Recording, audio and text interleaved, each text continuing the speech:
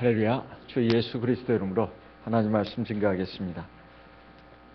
마태복음 26장 26절에서 28절까지 말씀을 봉독하겠습니다.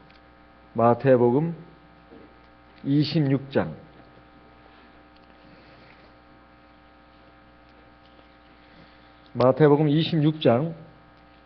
26절에서 28절까지 말씀을 읽겠습니다. 저희가 먹을 때에 예수께서 떡을 가지사 축복하시고 떼어 제자들을 주시며 가라사대 받아 먹으라 이것이 내 몸이니라 하시고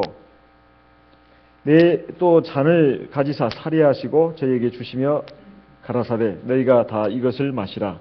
28절 이것은 죄사함을 얻게 하려고 많은 사람을 위하여 흘리는 바 나의 피 곧 언약의 피니라. 누가복음 22장도 한번 살펴보겠습니다. 누가복음 22장 19절 20절 같이 읽어보겠습니다. 누가복음 22장 19절 20절 같이 읽어보겠습니다. 또 떡을 가져 사례하시고 떼어 저희에게 주시며 가라사대 이것은 너희를 위하여 주는 내 몸이라 너희가 이를 행하여 나를 기념하라 하시고 20절 저녁 먹은 후에 잔도 이와 같이 하여 가라사대 이 잔은 내 피로 세우는 새 언약이니 곧 너희를 위하여 붓는 것이라. 지금 성찬례에 대해서 세 번째 시간 갖고 있습니다. 이 성찬례는 주님께서 제정하신 성례인데 여기에 대해서 천주교에서는 하나님께 드리는 제사의 일종이다. 동방정교, 즉 그리스 정교도 그렇게 같은 견해를 갖고 있다고 했습니다. 이에 대해서 개신교에서는 성찬은 주 예수님의 죽음을 기념하는 것이다. 기념에다가 초점을 맞추고 있습니다. 우리 참예수교회는 어떻게 보고 있느냐? 성경에 있는 말씀처럼 주 예수님의 죽으심을 기념하는 것입니다. 주 예수님의 죽으심을 기념하는 것이다.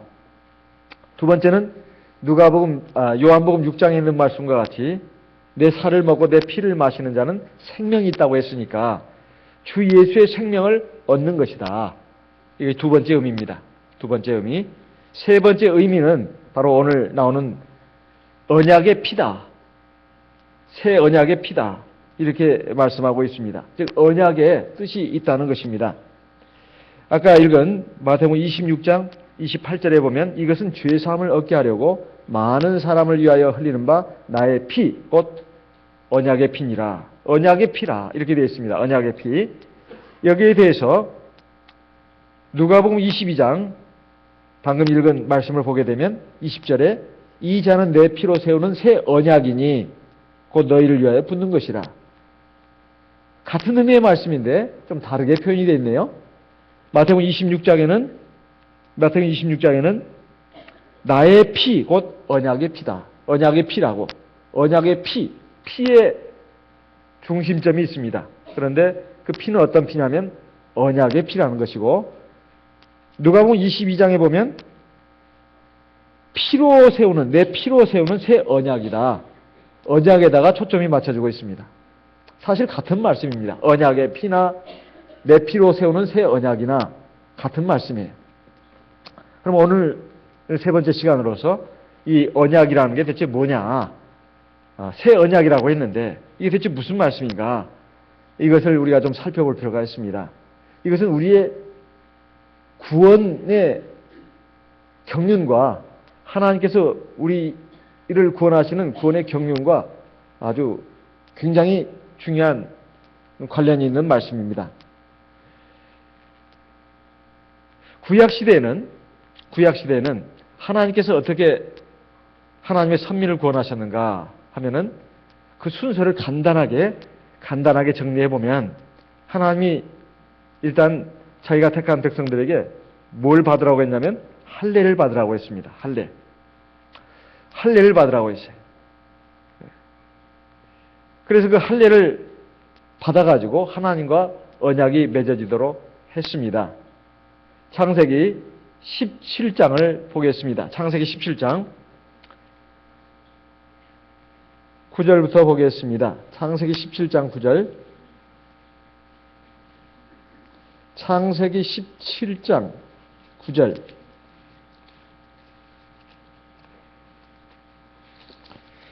창세기 17장 7절을 먼저 읽고 그 다음 9절 읽겠습니다. 창세기 17장 7절 내가 내 언약을 나와 너와 네 대대 후손의 사이에 세워서 영원한 언약을 삼고 너와 네 후손의 하나님이 되리라. 지금 언약이라고 하는 것은 하나님께서 지금 아브라함, 우리 믿음의 조상 아브라함에게 주신 말씀에서부터 시작됐는데 나는 너희 하나님이 되고 너희는 내 백성이 된다. 이런 뜻입니다. 이 약속이라는 뜻이에요. 말로 맺는 약속을 언약이라고 합니다. 말씀 원자, 그 다음에 약속할 약자. 그런데 그 언약을 뭘로 세울 것이냐. 9절에 10절의 말씀을 읽어보겠습니다. 창세기 17장 9절 하나님이 또 아브라함에게 이르시되 그런즉 너는 내 언약을 지키고 네 후손도 대대로 지키라. 너희 중 남자는 다 할례를 받으라. 이것이 나와 너희와 너희 후손 사이에 지킬 내 뭐라고 했습니까? 언약이니라. 자, 할례가 첫 번째 하나님과 하나님의 백성과의 언약입니다. 그래서 11절에 보면 너희는 양피를 베어라. 이것이 나와 너희 사이의 언약의 표징이니라. 그래가지고 이 말씀을 받은 아브라함이 어떻게 했느냐. 26절 보겠습니다. 26절 당일에 아브라함과 그 아들 이스마엘이 뭘 받았고?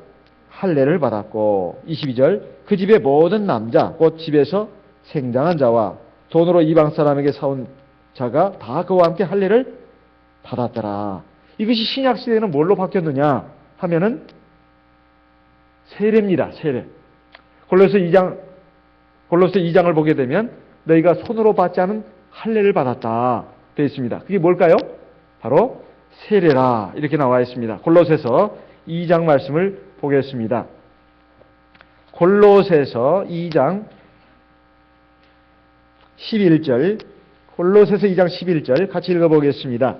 또 그 안에서 너희가 손으로 하지 아니한 할례를 받았으니 곧 육적 몸을 벗는 것이요 그리스도의 할례니라. 12절 너희가 세례로 그리스도와 함께 장사한 바 되고 이렇게 됐습니다. 그러니까 손으로 받지 않은 할례를 받았는데 그게 바로 그리스도의 할례고 이것은 바로 주 예수 이름으로 세례를 받는 걸 말합니다. 주 예수 이름으로 세례를 받는 걸 말해요. 그래서 이 세례를 받고 구약시대 할례를 받아야 하나님께 속한 백성이 되는 겁니다. 하나님께 속한 백성이라는 표지, 즉 증거가 구약시대는 할례고 신약시대는 세례다 이 말이에요. 그래서 구약시대에도 이제 예수님께서 우리를 구원하기 위해서 십자가에서 우리의 죄값을 다 갚으시기 위해서 피를 흘려 돌아가셨는데 이것을 놓고 세례 요한은 요한복음 1장에서 보라 세상 죄를 지고 하는 하나님의 어린 양이로다 이렇게 말했습니다. 그리고 고린도전서 5장 7절에 보면 예수 그리스도는 우리의 유월절 양 곧 그리스도께서 희생이 되셨느니라. 그러니까 구약 시대의 유월절 규례로서 유월절 양을 잡았습니다. 그런데 이것은 장차 오실 예수 그리스도를 예표하는 것이었다는 겁니다. 그런데 그 구약 시대의 유월절 규례에서 규례를 지킬 때 유월절 양을 먹을 수 있는 사람 그리고 유월절 규례에 참여할 수 있는 사람은 반드시 할례를 받은 사람이어야 합니다. 출애굽기 12장 43절을 보겠습니다. 출애굽기 12장 43절 출애굽기 12장 43절 같이 읽어보겠습니다. 출애굽기 12장입니다. 출애굽기 12장 43절 여호와께서 모세와 아론에게 이르시되 유월절 규례가 이러하니라 이방 사람은 먹지 못할 것이나 44절 각 사람이 돈으로 산 종은 할례를 받은 후에 먹을 것이며 그 다음에 47절 이스라엘 회중이 다 이것을 지킬지니라. 48절 같이 읽어보겠습니다. 너희와 함께 거하는 타국인이 여호와의 유월절을 지키고자 하거든 그 모든 남자는 할례를 받은 후에야 가까이하여 지킬지니 곧 그는 본토인과 같이 될 것이나 할례 받지 못한 자는 먹지 못할 것이니라. 즉 할례를 먼저 받아야 하나님께 속한 백성이 돼서 비로소 유월절 규례를 지킬 수가 있고 거기에 있는 유월절 양의 고기를 먹을 수가 있습니다. 이 유월절 양은 누구냐? 바로 예수님을 예표한 것이다 이 말이에요. 그래서 신약 시대에도 세례를 받은 사람만 하나님의 백성이기 때문에 성찬례를 들 수가 있습니다. 왜냐하면 이 성찬의 떡이 바로 유월절 양으로 희생양으로 돌아가신 예수님의 살이고 예수님의 피다 이 말이에요. 그러니까 할례를 받은 사람, 즉 세례를 받은 사람만이 그 성찬의 떡을 먹을 수 있다는 것입니다. 그래서 첫 번째 하나님께 속한 그 언약 백성으로서의 표지는 뭐냐면 할례입니다. 그 다음에 두 번째는 이제 순서가 다 있는 건 아닙니다만은 두 번째는 사실 이제 이게 중요한 것입니다. 이제 할례를 받고 유월절 그 양의 그걸 규례를 지키고 그래서 장자의 재앙을 면한 이스라엘 백성들 그리고 구원을 받은 이스라엘 백성들이 홍해바다를 건넌 것 이것도 세례 받은 것으로 예표했다고 했습니다. 구약의 모든 이 사건들을 보면 이런 그 하나님의 구원의 진리를 갖다가 예표하는 그런 일들이 있는데 홍해바다 건넌 것도 세례 받은 것으로 고린도전서 10장 1절 2절에서 말씀하고 있습니다. 자, 이런 이스라엘 백성들이 이제 쭉 그 광야길을 걷다가 어디를 갔느냐 하면은 시내산에 이르렀습니다. 시내산에 이르러 가지고 하나님이 이스라엘 백성들에게 먼저 말씀을 하십니다. 자, 세상이 다 내게 속한 것인데 너희가 만약에 내 언약을 지키면 나는 너희 하나님이 되고 나는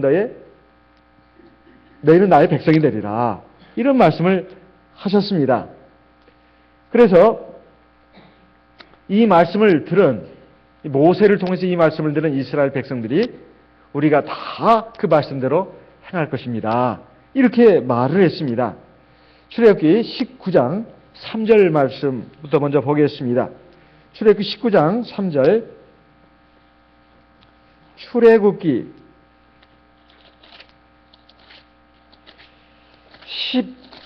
19장 3절을 보게 되면 모세가 하나님 앞에 올라가니 여호와께서 산에서 그를 불러 가라사대 너는 이같이 야곱 족속에 이르고 이스라엘 자손에게 구하라. 나의 애굽 사람에게 어떻게 행하였음과 내가 어떻게 독수리 날개로 너희를 업어 내게로 인도하였음을 너희가 보았느니라. 5절 너희 세계가 다 내게 속하였나니 너희가 내 말을 잘 듣고 내 언약을 지키면 너희는 열국 중에서 내 소유가 되겠고 너희가 내게 대해 제사장 나라가 되며 거룩한 백성이 되리라. 너는 이 말을 이스라엘 자손에게 구할지니라.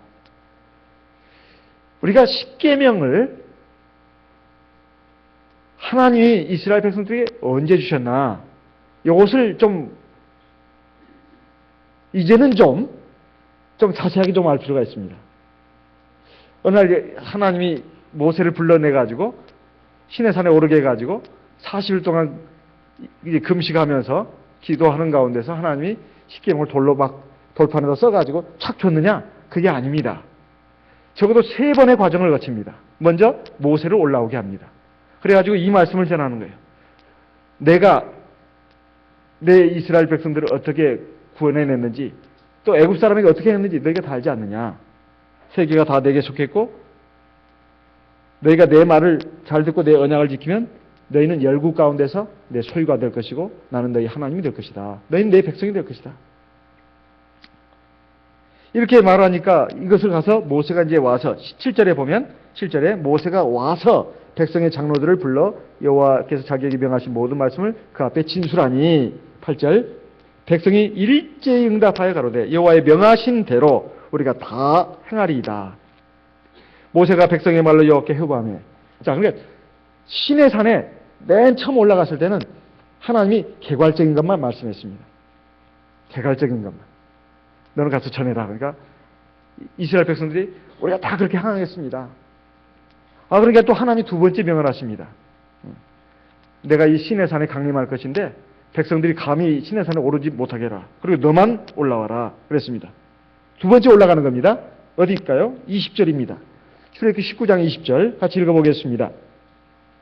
출애굽기 19장 20절 여호와께서 시내산 곧 그 산꼭대기에 강림하시고 그리로 모세를 부르시니. 출애굽기 19장입니다. 출애굽기 19장 20절. 출애굽기 19장 20절. 이제 두 번째 올라가는 거예요. 모세가 하나님의 산 호렙에 시내산이라고도 하고 호렙산이라고도 합니다. 두 번째 올라가는 거예요. 두 번째. 모세가 이제 두 번째 올라간 겁니다. 두 번째 올라갔을 때는 어떻게 되느냐? 하나님 말씀으로 말했어요. 십계명에 대해서. 20절 보겠습니다. 20장. 출애굽기 20장 1절. 하나님이 이 모든 말씀으로 일러 가라사대. 두 번째 시내산에 올라온 모세에게 이제는 말로 말하는 겁니다. 십계명을 쭉 얘기하는 거예요. 십계명만 얘기한 게 아닙니다. 1절에서부터 이제 2절에서부터 시작되는데 2절에서 17절까지 십계명에 대해서 쭉 말씀하시고 그 다음에 이제 22절에 보면 또 그 외에 제단을 쌓으라는 것, 제사를 드리라는 것 24절에 말씀하고 있습니다. 그 다음에 21장으로 넘어가면 출애굽기 21장에 넘어가면 여러 가지 그 십계명을 설명한 내용들이 쭉 나옵니다. 22장으로 넘어가면 이제 절도죄를 저질렀거나 살인했거나 또는 상해죄를 졌을 때 간음죄를 졌을 때 어떻게 그런 사람들을 할 것인가. 23장으로 넘어가서 보면 이제 재판에 대해서 말씀하고 있습니다. 그 다음에 지켜야 될 3대 절기를 말하고 있습니다. 무교절, 맥주절, 그 다음에 수장절, 그리고 가나안 땅에서 들어가서 어떻게 할 것인가를 말씀하고 있습니다. 그래가지고 이 말씀을 십계명만 말씀한 것이 아니고 그 밖에 여러 가지 그 규례를 쭉 얘기를 하신 겁니다. 그래서 이제 그 두 번째 올라갔다가 내려옵니다. 24장에. 출애굽기 24장을 보겠습니다. 24장 3절. 모세가 와서 여호와의 모든 말씀과 그 모든 율례를 백성에게 고하매 그들이 한 소리로 응답하여 가로되 여호와의 명하신 모든 말씀을 우리가 준행하리이다. 4절. 모세가 여호와의 모든 말씀을 기록하고 모세가 이제 하나님의 말씀을 기록했다고 나옵니다. 자기가 손으로 기록했다는 거예요. 책에다가. 그래가지고 하나님 앞에 제사를 드리게 합니다. 5절에 보면. 7절에 보면 언약서를 가져 백성에게 낭독하여 들리매. 이 언약서라는 게 뭐냐? 바로 하나님이 말씀하신 십계명 그리고 그 여러 가지 그 규례들 이걸 갖다가 적은 걸 갖다가 언약서라고 합니다. 이걸 갖다가 쭉 백성들에게 한번 소리내서 읽어줍니다. 그러니까 또 뭐라고 그러냐면 7절에 언약서를 가져 백성에게 낭독하여 들리매 그들이 가로되 여호와의 모든 말씀을 우리가 준행하리이다. 지금 백성들이 세 번째나 지금 똑같은 말을 하는 거예요. 하나님이 우리에게 말씀하신 십계명 모든 그 규례를 우리가 다 지키겠습니다. 이렇게 말합니다. 그러니까 8절 같이 읽어보겠습니다. 출애굽기 24장 8절 같이 읽겠습니다. 모세가 그 피를 취하여 백성에게 뿌려 가로되 이는 여호와께서 이 모든 말씀에 대하여 너희와 세우신 언약의 피니라. 이 언약의 피라는 게 뭐냐 하면은 하나님의 선민 이스라엘 백성에게 주신 십계명과 그 율례 율법에 대해서 그걸 기록한 그 글을 모세가 다 받아 적었습니다. 그걸 갖다가 낭독을 하고 이제 화목제 번제를 드립니다. 피를 이렇게 쏟았다 이 말, 흘렸다 이 말이에요. 그러니까 이것에 대해서 지금 언약의 피라고 말하는 것이다 이 말이에요. 그런데 이제 하나님이 세 번째로 모세를 부릅니다. 어디에요? 출애굽기 24장에 12절에 나와 있어요. 출애굽기 24장 12절 같이 읽어보겠습니다. 여호와께서 모세에게 이르시되 너는 산에 올라 내게로 와서 거기 있으라. 너로 그들을 가르치려고 내가 율법과 계명을 친히 기록한 돌판을 네게 주리라. 모세가 세 번째 시내산에 올라왔을 때야 비로소 십계명을 기록한 돌판을 주는 것입니다. 그래서 모세가 하나님의 말씀을 받고 15절에 모세가 산에 오르매 구름이 산을 가리며 여호와의 영광이 시내산 위에 머무르고 구름이 6일 동안 산을 가리더니 제7일에 여호와께서 구름 가운데서 모세를 부르시니라.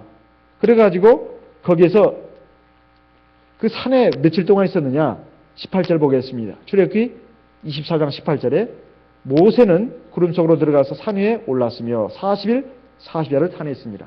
세 번째 올라가서야 비로소 하나님이, 그 앞에는 말씀으로만 했습니다. 입으로만. 모세가 두 번째 올라갔을 때 십계명을 말했습니다. 세 번째 올라갔을 때 비로소 하나님이 친수로 써서 줬어요. 돌판에다가.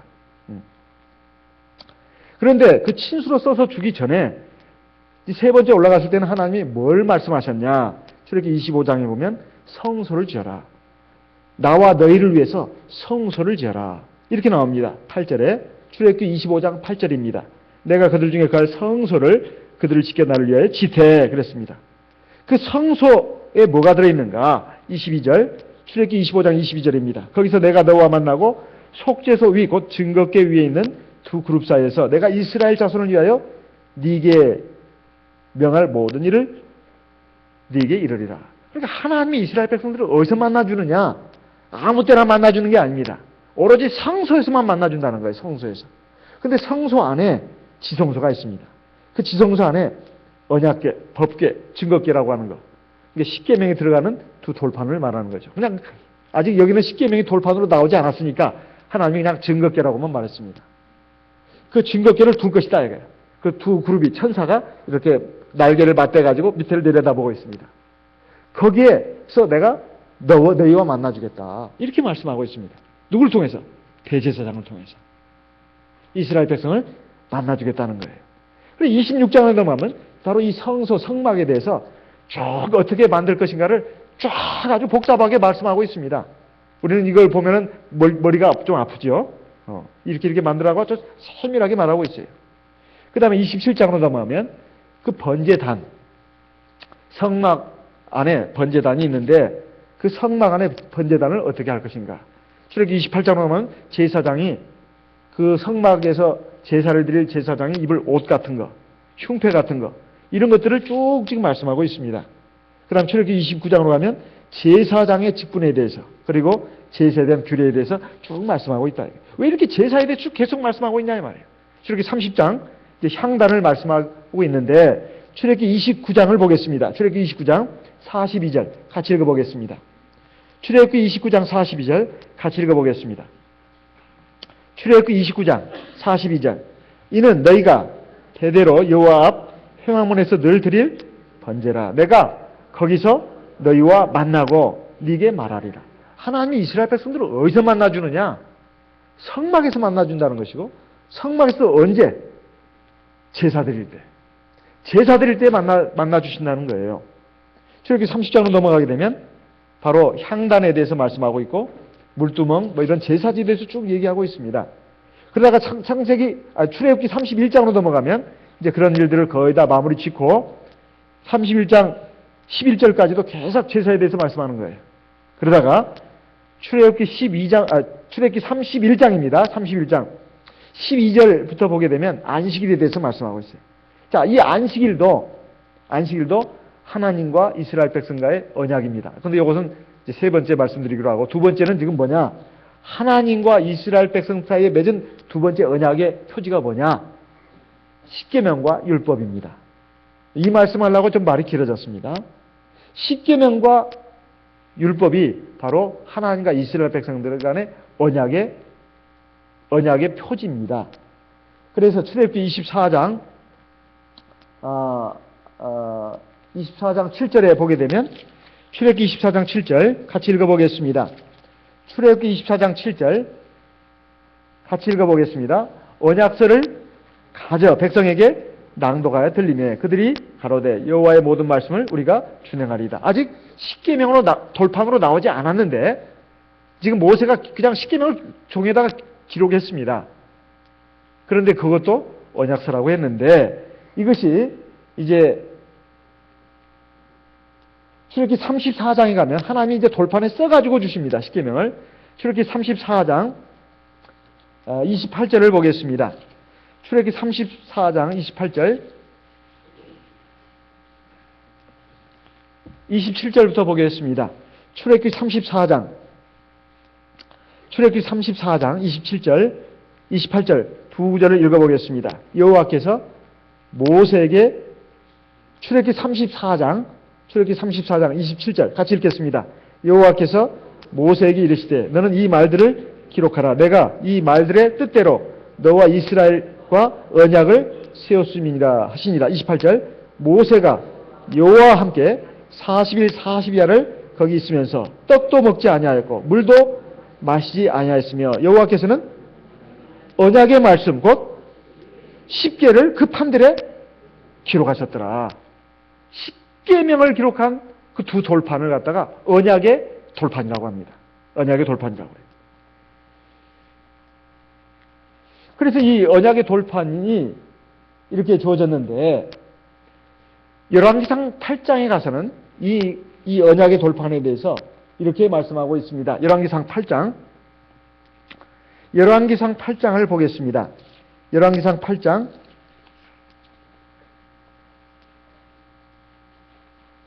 9절. 열왕기상 8장 9절. 열왕기상 8장 9절. 궤 같이 읽어보겠습니다.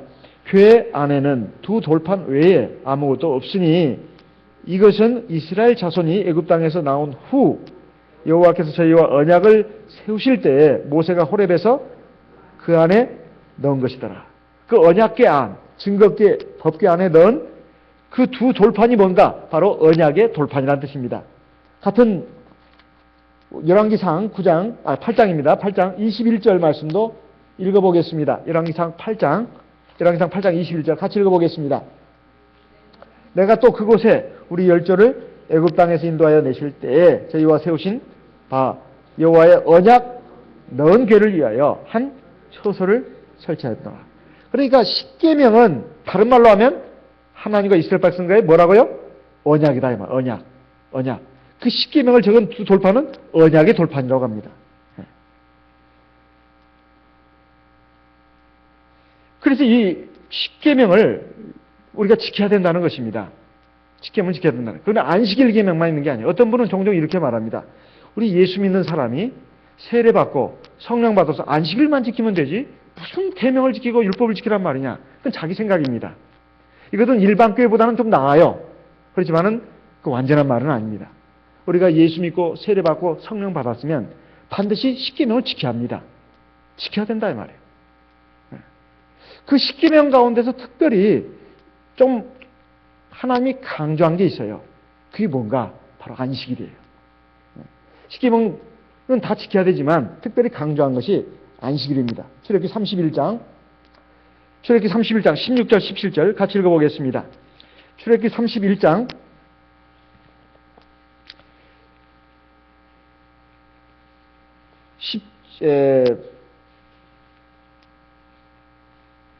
16절 17절 같이 읽어보겠습니다.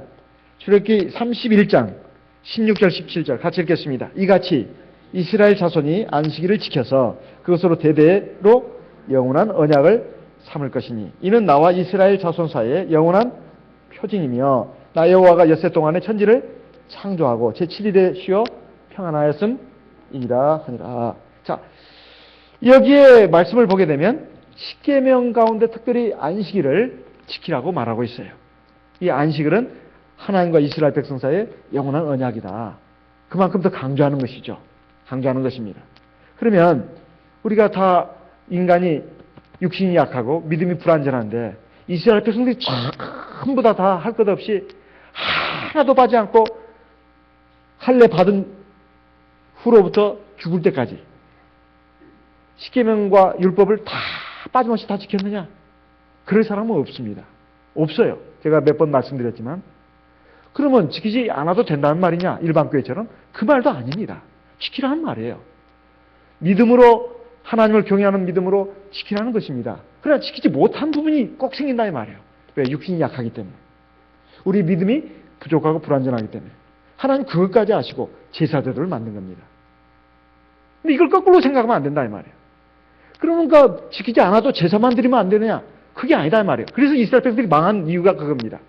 하나님 믿지도 않고 경외하지도 않고 순종하지도 않고 제사만 드렸다 이 말이에요. 제사도 뭐 회개하는 마음으로 드렸으면 다행이게요. 그냥 완전히 의식으로 드린 겁니다. 하나님 말씀은 지키지도 않고 제사만 드리는 사람들이 됐다 이 말이에요. 그게 무슨 큰 뭐 벼슬인 줄 알고 다 해결되는 줄 알고 그러니까 하나님이 나중에는 막 싫다고 했어요. 네 손에는 피가 가득하면서 맨날 소나 양이나 잡아가지고 제사 하나 드리고 있으니 아사라 그만 치워라. 치워버려라. 이렇게 말하는 것입니다. 하나님을 경외하고 믿음으로 하나님 말씀에 순종해서 지키는 것이 첫째입니다.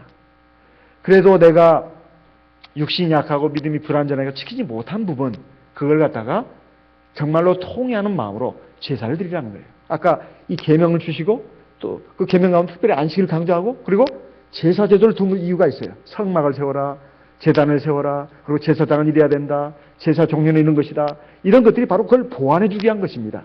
제사는 보완이다 이 말이에요. 학교에서 공부도 그렇잖아요. 학생들한테 공부를 안 해도 돼. 선생님 말씀 안 들어도 돼. 그냥 반성문만 써. 맨날 반성문만 써. 이게 말이 되는 소리입니까? 여기 선생님들 몇 분 계신 것 같은데. 그래야 안 그래요? 안 되죠? 선생님 말씀 잘 들어야 돼. 하지만 학생이다 보니까 시험 봐서 틀릴 수도 있는 거 아닙니까? 또 잘못할 수도 있잖아요. 그런 것은 이제 반성문 써야죠. 자기가 깨우치고 회개하고 반성해서 그걸 고치면 되는 겁니다. 근데 지키지 않고 막 반성만 하면 된다. 반성만 쓰면 된다. 그건 안 되는 소리예요. 그럼 다 지켜야 돼. 100대만 맞으면 전부 다 요절을 낼 거야. 그것도 안 되는 소리입니다. 사람이 그럴 수가 없는 거예요. 그래서 하나님이 얼마나 자비로우신 분인가 이걸 알 수가 있습니다. 그래서 성막, 성전, 이걸 제도를 둔 것이다 이 말이에요. 근데 이것이 장차 올 신약시대에 올 이 완전한 것에 대한 하나의 예표고 그림자였다는 것입니다. 신약시대도 마찬가지예요. 오늘날 많은 일반 교회에서 그냥 믿음으로 구원 얻는다고 말합니다. 행위는 필요 없다고 말해요. 행위가 구원시키는 거 아니다고 말해요. 이건 천만부당한 말씀입니다. 신약성경도 그렇게 돼 있지 않다 이 말이에요. 그래서 이것을 새 언약이라고 하는데 먼저 여기 제사제도에서는 특별히 더 강조를 했습니다. 출애굽기 24장 8절을 보겠습니다. 출애굽기 24장 8절 같이 읽어보겠습니다. 출애굽기 24장 8절 모세가 그 피를 취하여 백성에 뿌려 가로되 이는 여호와께서 이 모든 말씀에 대하여 너희와 세우신 언약의 피니라. 이 제사제도에 대해서는 그 뒤로 하나님이 이제 말씀을 하셨다는 거 25장부터 아까도 강조했는데 시편에 가서 이것을 하나님이 성령의 감동을 통해서 시편 기자를 통해서 말씀을 했습니다. 시편 50편 5절 말씀을 보겠습니다. 시편 50편 5절 같이 읽어보겠습니다. 시편 50편 5절 같이 읽어보겠습니다. 시편 50편 5절 같이 읽겠습니다. 이르시되 나의 성도를 내 앞에 모으라 곧 제사로 나와 언약한 잔이라 하시도다. 자, 지금까지 네 가지를 말했습니다. 구약 성경을 통해서 우리에게 하나님의 백성들에게 하나님이 언약을 맺겠다는 것이 네 가지인데 첫 번째 뭐죠? 할례. 두 번째 계명과 율법. 세 번째 안식일. 네 번째 제사. 이걸 요약한다면 사실 할례와 계명과 율법입니다. 그 계명과 율법 안에 안식일도 들어있고 계명과 율법 안에 제사도 들어있어요. 그러니까 두 가지를 줄이면 할례와 계명입니다. 할례와 계명과 율법. 조금 좀 늘려놓으면은 할례, 그다음 계명과 율법, 안식일, 제사. 왜? 하나님이 이것으로 언약했다 계속 나오니까요. 근데 이것이 신약 시대에 와서는 어떻게 바뀌었느냐? 구약의 제사제도, 할례, 이것이 유월절 두례, 이것이 바로 예수님의 속죄제사의 피로 완성이 됐습니다. 그래가지고 세례를 받으면 그것이 다 지켜지는 거예요. 할례, 신약시대 세례로 바뀌었습니다. 구약시대 제사를 무수히 드렸습니다. 하지만 그것은 세례 한번 받으면 된다 이 말이에요. 그러면 세례 한번 받으면 모든 죄가 다 사함받습니다. 그것은 세례 받을 때까지 지은 죄만 사함받는 거예요. 세례 받고 나서 짓는 죄는 이제 성령을 받아가지고 우리 몸이 성전이 되어야 합니다. 그러면 그 안에서 속죄 제사가 계속 이루어져야 되는 거예요. 성령은 보혜사고 대제사장입니다. 그래가지고 그 하나님의 성령을 의지해서 중보자 예수 그리스도를 의지해가지고 우리가 하나님 말씀에 순종하고 또 순종하지 못함으로써 지은 죄에 대해서는 또 성령 대제사장을 의지해서 회개 기도를 하게 되면 우리 죄가 사함받는다면 이것이 우리 몸 안에서 다 이루어진다 이 말이에요. 그래서 이 신약 시대에 이것을 갖다가 뭐라고 그러냐? 새 언약이라고 하는 것입니다. 새 언약이라고 하는 것입니다. 히브리서 7장을 보겠습니다. 히브리서 7장. 히브리서 7장. 히브리서 7장 22절부터 25절까지 같이 읽어보겠습니다. 히브리서 7장 22절부터 같이 읽어보겠습니다. 이와 같이 예수는 더 좋은 언약의 보증이 되셨느니라. 저희 제사장된 자의 수요가 많은 것은 죽음을 인하여 항상 잊지 못함이로되 예수는 영원히 계심으로 그 제사 직분도 갈리지 아니하나니 그러므로 자기를 힘입어 하나님께 나아가는 자들을 온전히 구원하실 수 있으니 이는 그가 항상 살아서 저희를 위하여 간구하심이니라. 왜 구약의 제사장들과 대비해가지고 예수를 갖다가 더 좋은 언약의 보증이라고 했을까요? 구약 시대는 하나님의 말씀, 계명, 십계명과 율법을 지켜야 됩니다. 믿음으로. 지키지 못한 부분들을 어떻게 한다고요? 성막에서 대제사장들이 제사를 드려줘요. 그래가지고 그 죄를 사함받습니다. 그래서 100점이 되는 거예요. 자, 열심히 공부해가지고 선생님 말씀 잘 들어서 지켜서 80점 맞았어요. 근데 내가 깜빡 까먹었고 실력이 모자라가지고 20점을 틀렸어. 8점 갖고 안 돼. 하나라 못 가요. 20점이 해결돼야 돼. 100점 만점으로 들어가는 겁니다. 그것은 선생님이 가르쳐 줍니다. 이거 틀렸다. 이거 고쳐라. 그래가지고 다시 그 틀린 부분을 이렇게 맞겠습니다. 그게 회개예요, 회개. 그래서 100점이 되는 거예요. 그게 바로 제사제도입니다. 신약시대에는, 구약시대는 그 제사장들이 계속 죽어나갔어요. 근데 신약시대는 예수님은 영원히 살아계신 분이다. 어떻게? 하나님이시니까. 우리 성령으로 우리 안에 들어와 계십니다. 영원한 대제사장으로 계신다, 이 말이에요. 십자가에 달리실 때 예수님은 어린 양으로 죽으셨지만, 할로 승천하시가지고는 하나님 보좌 우편에 앉으셨습니다. 그건 대제사장의 직분을 말하는 거예요. 누구를 위해서? 누구를 위해서? 바로 예수 믿고 물과 성령으로 거듭난 성도들을 위해서. 성도들도 예수 믿고 세례받아도 죄 짓잖아요. 죽을 때까지 죄 짓는단 말이에요. 그러면 그 죄 문제를 해결해야 되지 않겠습니까? 어떻게 해요? 바로 제사를 드려야 된다. 구약시대는 대제사장을 통해서만 하나님께 나갈 수 있었는데 신약시대는 대제사장 예수 그리스도가 내 안에 들어왔다 이 말이에요. 우리 몸이 성전이 됐다 이 말이에요. 그래서 우리가 이 회개 기도를 하면 바로 내 안에 있는 성령 대제사장이 하나님보다 우편에서 나를 위해서 기도해 준다 이 말입니다. 그래서 이 제사장과 자꾸 연관해가지고 이렇게 말하는 거예요. 더 좋은 언약의 보증이라는 말은 그런 말씀입니다. 그런 말씀이에요. 히브리서 8장 3절을 읽어보겠습니다.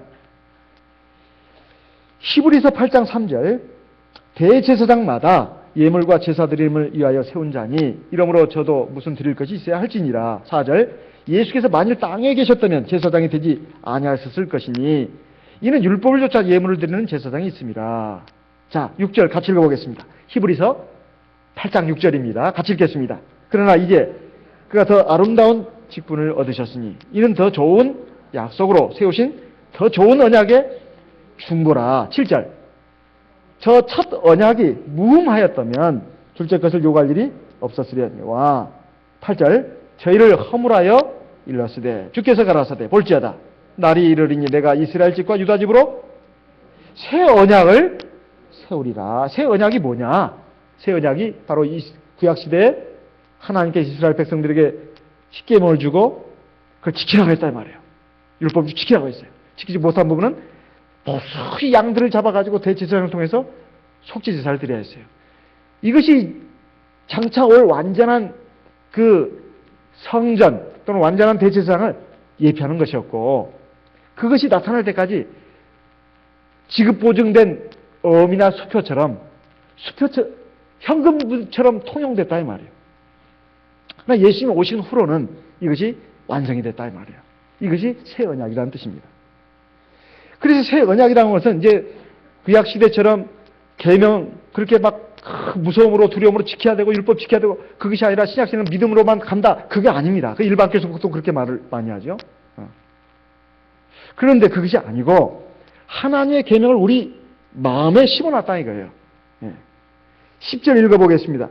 히브리서 8장 10절 같이 읽어보겠습니다. 또 주께서 가라사대 그날 후에 내가 이스라엘 집으로 세울 언약이 이것이니 내 법을 저희 생각에 두고 저희 마음에 이것을 기록하리라. 나는 저희에게 하나님이 되고 저희는 내게 백성이 되리라.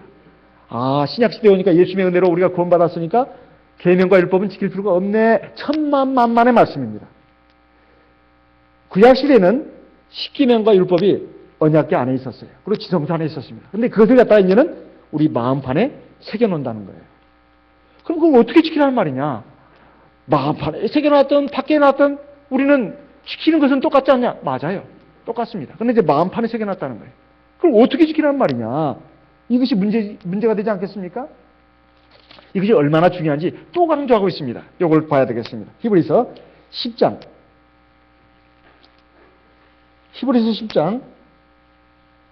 15절 16절 같이 읽어보겠습니다. 히브리서 10장 15절 16절 같이 읽겠습니다. 또한 성령이 우리에게 증거하시되 주께서 가라사대 그날 후로는 저희와 세울 언약이 이것이라 하시고 내 법을 저희 마음에 두고 저희 생각에 기록하리라 하신 후에 또 이게 얼마나 강조했죠? 그러면 어떻게 지키란 말이냐? 그것을 하나님은 예레미야 선지자를 통해서 구약에 이미 말씀을 하셨습니다. 예레미야 31장 33절 말씀을 보겠습니다. 예레미야 31장 예레미야 이제 두 구절 있겠는데요. 굉장히 중요합니다. 예레미야 31장 33절 예레미야 31장 33절 같이 읽어보겠습니다. 나 여호와가 말하노라. 그러나 그날 후에 내가 이스라엘 집에 세울 언약은 이러하니 곧 내가 나의 법을 그들의 속에 두며 그 마음에 기록하여 나는 그들의 하나님이 되고 그들은 내 백성이 될 것이라. 전에는 하나님의 계명과 율법이 밖에 있어가지고 이스라엘 백성들을 이렇게 이끌어갔습니다. 어떤 그런 거죠. 근데 지금은 신약시대에 와서는 하나님의 말씀을 이제 마음에다 새겨가지고 마음속에서도 지키라고 말하고 있어요. 옛날에는 마음으로 짓는 죄는 타치를 못했습니다. 신약시대에는 더 엄격해졌어요. 마음에서부터 지켜야 된다 이 말이에요. 예수님이 말씀하시기를 여자를 보고 음욕을 품은 자마다 이미 간음했다. 형제를 미워하는 자마다 이미 살인했다. 구약시대는 그러지 않았어요. 외부적인 그 행위만 잘못되면 그걸 규율했습니다. 그러나 신약시대에 와서는 마음에서부터 짓는 죄도 정죄하신다 이 말이에요. 그래서 어떻게 지키라는 말이냐? 일반교에서 말하는 거고 완전히 반대입니다.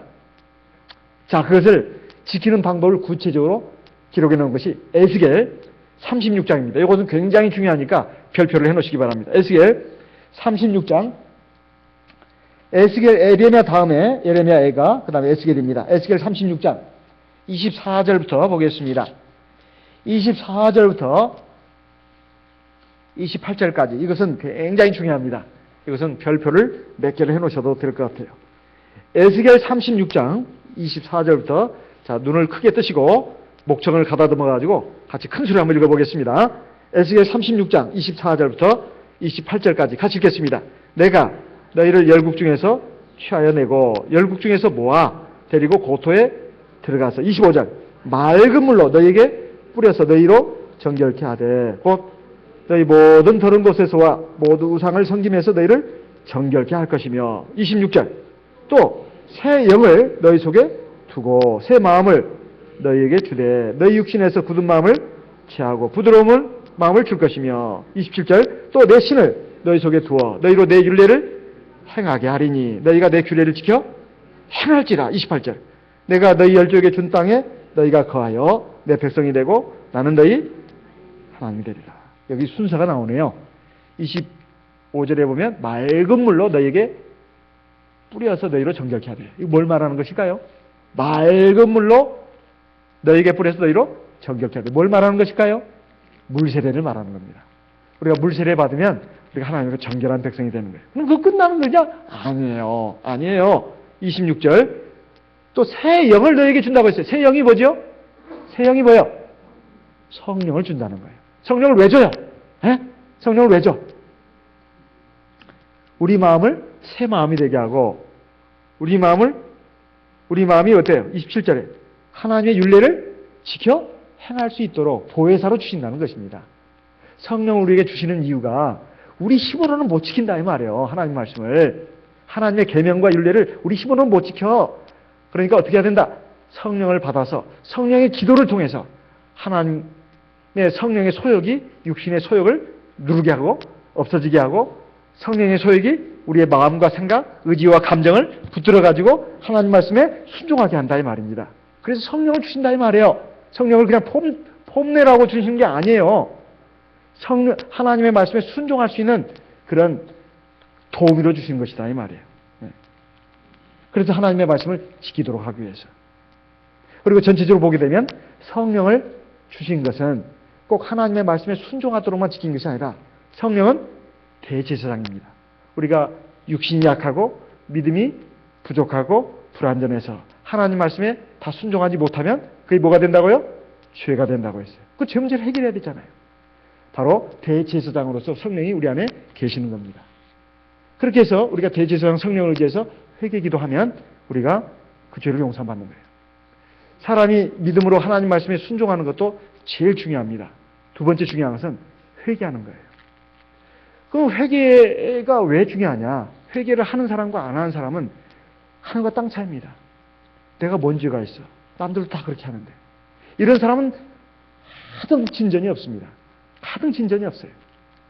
나는 부족한 사람이야. 나는 하나님 앞에 내가 오늘 이런 마음, 이런 생각, 이런 말, 행동한 거 잘못된 거야. 그리고 하나님 앞에 죄를 자백하고 시인하고 그리고 하나님 앞에 죄 용서함을 구하고 하나님이 주시는 사죄의 은총을 받는 사람이 거기에 감동해가지고 또 하나님 말씀 순종하고 자꾸 자기가 개과천선해서 완전을 향해서 나가는 것이지 회개가 없는 사람도 큰 문제입니다. 첫째는 순종이요. 두 번째는 회개입니다. 순종과 회개가 사람을 완전하게 하는 것입니다. 그런데 일반 교회에서는 오로지 믿음만 강조하고 있다 이 말이에요. 그러니까 제가 학교 다닐 때 지금 뭐 건판사 되고 있는 사람들 중에도 그런 사람이 있어요. 토요일 되면은 588 거기에 갑니다. 그래가지고 창녀촌에 가서 하룻밤 자고 오고 다음날에는 성경을 들고 교회를 가요. 그 장로교에 나가는 그 사람입니다. 지금 판사 검사하고 있습니다. 다 그런 건 아니에요. 일반 교회 이 구원관이 너무 잘못되어 있는 거예요. 행위는 구원과 관련이 없다는 겁니다. 뭐와 관련이 있다? 상급과만 관련이 있다는 거예요. 상급하고. 구원은 믿음으로만 완성된다는 거예요. 행위는 구원과 관련이 없다는 거예요. 행위는 그저 하늘나라 가서 상을 얼마나 받느냐 못 받느냐 이것만 차이가 있다는 거예요. 이거 정말로 위험천만한 생각입니다. 성경의 모든 곳곳에서 너희 행위대로 심판한다고 돼 있지 너희 믿음대로 심판한다는 구절은 한 구절도 없어요. 그렇다고 해서 믿음이 필요 없는 게 아닙니다. 믿음이 있어야 행위가 있죠. 믿음이 있어야 순종이 있는 거 아닙니까? 그러나 우리에게 100점을 요구하는 것이 하나님의 말씀을 다 지켜서 100점 되라는 것이 아니라 100점을 되도록 지키라는 것입니다. 그러나 못 지키는 부분은 제사제도가 있다 이 말이에요. 우리 몸이 성전이다 이 말이에요. 그래서 우리가 회개하면 우리 예수의 피가 우리를 모든 죄에서 깨끗하게 하시고 또 성령이 우리를 붙들어가지고 하나님 말씀에 순종하도록 이끌어 가십니다. 이것이 완전한 구원의 경륜이고 이건 신약이나 구약이나 똑같은 구원의 원리입니다. 구약이 갑자기 신약으로 와서 완전히 구약은 행위고 신약은 믿음이고 그거 아닙니다. 구약도 믿음과 순종이고 신약도 믿음과 순종입니다. 그러나 거기는 하나님의 은혜가 다 있었어요. 구약 시대에도. 다 지켜서 하늘 나가는 사람은 없습니다.